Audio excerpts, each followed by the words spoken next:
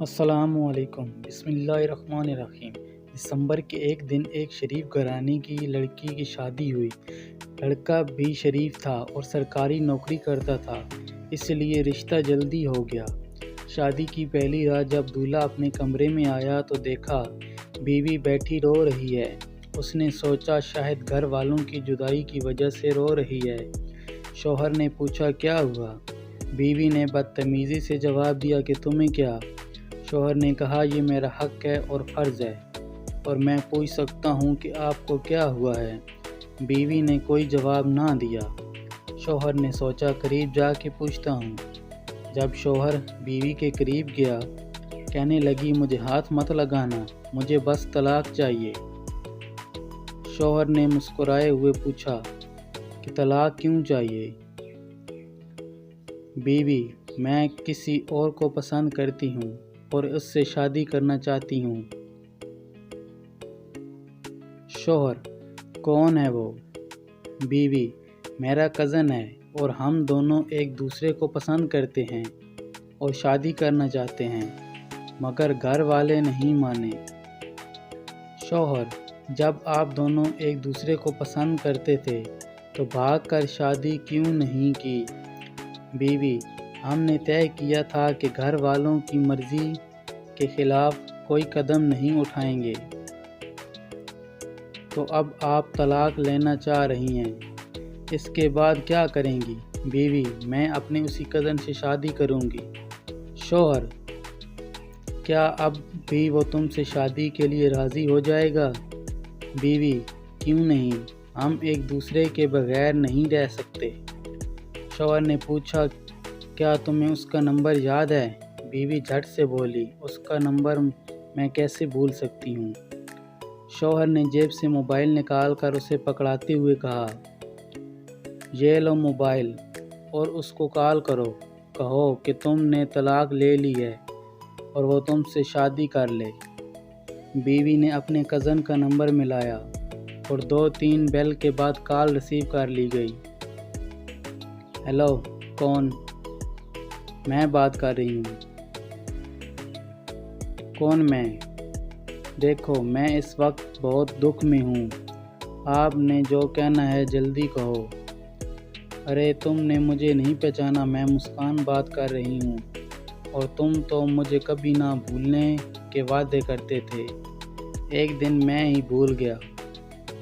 دیکھو تم نے مجھے کیوں فون کیا؟ میں تم سے کوئی بات نہیں کرنا چاہتا۔ تم کیسی باتیں کر رہے ہو؟ میں یہاں تمہاری خاطر طلاق لے رہی ہوں اور تم سیدھے منہ بات ہی نہیں کر رہے۔ دیکھو جو ہو گیا سو ہو گیا، اب تم طلاق لے بھی لو، میرے گھر والے ایک طلاق یافتہ لڑکی کو کبھی اپنائیں گے نہیں۔ اور کیا تم بھی مجھے اپناؤ گے؟ نہیں، مجھے میرے دوستوں نے سمجھا دیا ہے، اور ویسے بھی تم تو مجھے چھوڑ کر جا ہی چکی ہو، اب کبھی مجھے نہ فون کرنا اور نہ ہی کوئی رابطہ کرنے کی کوشش کرنا۔ دوسری طرف سے کال کاٹ دی گئی۔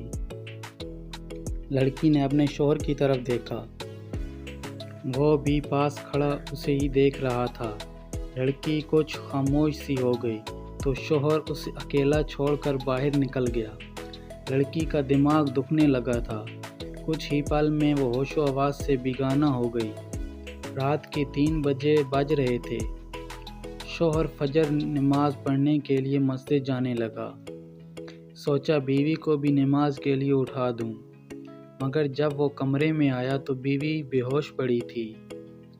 پہلے تو اسے دیکھ کر شوہر گھبرا گیا، مگر پھر گھر والوں کو بلایا اور اسے ہسپتال لے گئے۔ وہاں جا کر پتہ چلتا ہے کہ بیوی کو کوئی دماغ کا مسئلہ ہو گیا ہے اور اس کی وجہ کوئی گہرا صدمہ ہے۔ لڑکے کے گھر والے لڑکے سے اس صدمے کے بارے میں پوچھتے ہیں، مگر وہ لا علمی کا اظہار کرتا ہے، حالانکہ وہ سب جانتا تھا۔ تھوڑی دیر کے بعد ایک بہت اچھے دماغ کے ڈاکٹر کے پاس مشورے کے لیے جاتے ہیں۔ ڈاکٹر شوہر کو بتاتا ہے کہ اس کی بیوی نے کسی بات کا گہرا صدمہ لیا ہے۔ میں نے دوا تو دے دی، اب بس اسے آرام کی ضرورت ہے۔ جی بہتر، کیا میں اسے اب گھر لے کر جا سکتا ہوں؟ جی، اب وہ بہتر ہے، اب لے جا سکتے ہیں۔ شوہر بیوی کو ساتھ لے گیا۔ گھر آتے ہی سب گھر والوں نے دلہن کا حال دریافت کرنا شروع کر دیا، مگر دلہن خاموش رہی۔ لڑکے نے سب سے کہا کہ اسے آرام کی ضرورت ہے۔ ڈاکٹر نے کہا ہے مریض کے پاس شور نہیں ہونا چاہیے، اور اسے سہارا دے کر کمرے میں لے جاتا ہے اور اس کے کان کے قریب منہ لے جا کر آہستہ آواز میں پوچھتا ہے، اب طبیعت کیسی ہے آپ کی؟ جی ٹھیک ہے، آہستہ آواز میں ہی جواب آتا ہے۔ تھوڑی دیر کی خاموشی کے بعد دلہن کہتی ہے، میں نے رات کو آپ سے بدتمیزی کی، اس کے لیے مجھے معاف کر دیں۔ شوہر، ارے معاف کیا تو تم زیادہ زور نہ دو دماغ پر۔ اور ہاں، میں ایک بات پوچھوں؟ جی پوچھئے، بیوی نے کہا۔ اب تمہارے آگے کیا ارادہ ہے؟ میرا مطلب، اب کیا چاہتی ہو؟ شوہر نے پوچھا۔ کچھ نہیں، بس اب مجھے زندگی نہیں رہنا، خودکشی کر لوں گی۔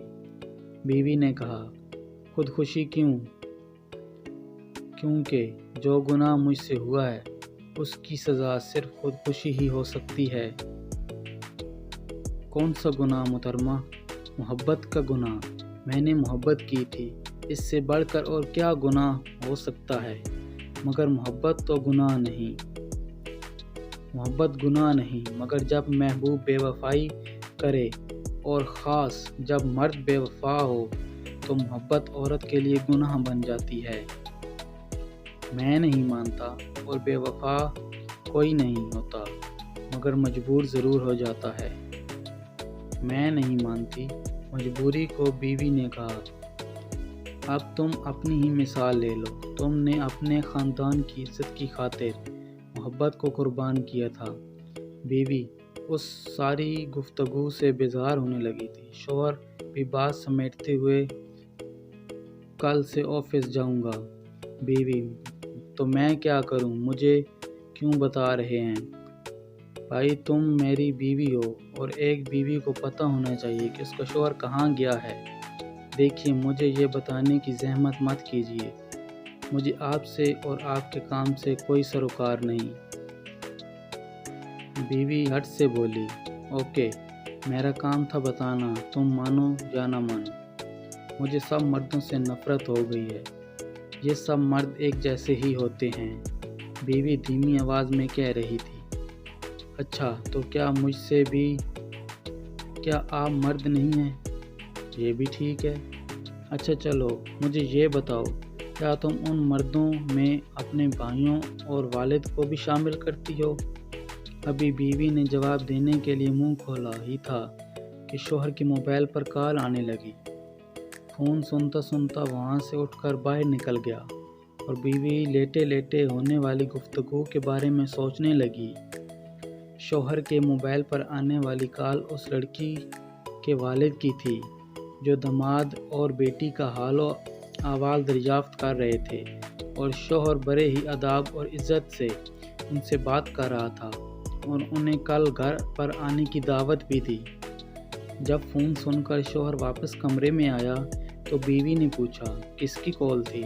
شوہر مسکراتے ہوئے، آپ کو تو کوئی مطلب نہیں ہونا چاہیے اس بات سے۔ چلے میں بتا دیتا ہوں، آفس سے کال آئی تھی، صبح جلدی ڈیوٹی پر جانا ہے۔ ویسے بھی رات کافی ہو گئی ہے، میں نے صبح جلدی نکلنا ہے، اور کمبل اٹھاتے ہوئے صوفے پر لیٹ جاتا ہے، جبکہ بیوی بیڈ پر لیٹی ہوتی ہے۔ جب شوہر سونے کے لیے لیٹتا ہے تو بیوی کی آواز آتی ہے، آپ نے میرے اور اپنے بارے میں کسی کو کچھ بتایا تو نہیں؟ کیا بتانا تھا؟ یہی کہ ہمارا بستر الگ ہے۔ ارے کیا ہو گیا ہے، یہ ہمارا میاں بیوی کا معاملہ ہے، میں کیوں کسی کو بتاؤں گا؟ اب سو جاؤ، اور صبح مجھے فجر کے لیے اٹھا دینا۔ بیوی کے منہ سے بے اختیار جی نکل جاتا ہے۔ صبح جب فجر کے وقت شوہر کی آنکھ کھلتی ہے تو بیوی پہلے سے ہی وضو کر کے جا نماز بچھائے نماز پڑھ رہی ہوتی ہے۔ شوہر بھی وضو کر کے نماز کے لیے جاتا ہے۔ جب واپس آتا ہے تو بیوی ابھی بھی جائے نماز پر بیٹھی زاروں قطار ہوتی ہوئی دعا مانگ رہی تھی۔ دعا سے فارغ ہو کر وہ کچن میں کچھ پکانے کے لیے جاتی ہے اور شوہر یہ سب حیرانی سے دیکھ رہا ہوتا ہے۔ بیوی ناشتہ شوہر کے سامنے رکھتے ہوئے کہتی ہے، میں آپ سے کچھ بات کرنا چاہتی ہوں۔ جی بولیے، شوہر نے خود کو سنجیدہ ظاہر کرتے ہوئے کہا۔ میں بہت بری ہوں نا؟ جی نہیں، آپ تو بہت اچھی ہیں۔ دراصل میں غلط عورت ہوں، میں نے محبت جیسی غلطی کی ہے، مگر آپ تو شریف گھرانے کے شریف مرد ہیں، آپ تو مجھ جیسی لڑکی قبول نہیں کریں گے۔ اگر آپ مجھے معاف کر دیں تو۔ ارے کیا ہو گیا ہے؟ میں نے تم سے نکاح کیا ہے، تم میری عزت ہو اور میں ہر حال میں تمہاری حفاظت کروں گا۔ جو غلطی کی اس کی تم نے معافی مانگ لی، اور معاف کرنا تو میرے رب کی صفات میں سے ہے۔ میں نے تمہیں معاف کیا، اور جب تم سچے دل سے توبہ کر رہی ہو تو میں کیوں اپنی عزت کو رسوا ہونے دوں؟ کیونکہ میں جانتا ہوں اختلاف یافتہ کو ہمارے معاشرے میں کس نظر سے دیکھا جاتا ہے، اور جب میرے خدا نے تمہیں میری قسمت میں لکھا ہے تو میں کیوں اسے غلط قرار دوں؟